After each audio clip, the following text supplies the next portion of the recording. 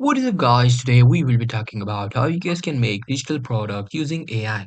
The process is pretty simple, and for that we will go to the Canva.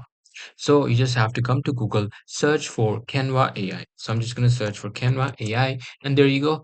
This is free AI image generator from Canva. Just click on that, and you will be able to create images using the prompts. However, those images are also editable according to you. That is the beauty of Canva.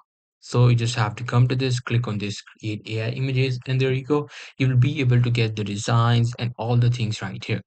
However, there might be some difficulty while creating the whole digital product because Canva won't be able to do all the things because there are some things which cannot be done using AI. For those things, you have to have expertise in this field and you know how to make those things.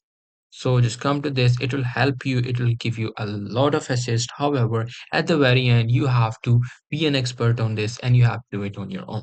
So that's very much it. That's how you guys can make digital products using AI. Hope you guys find this very helpful.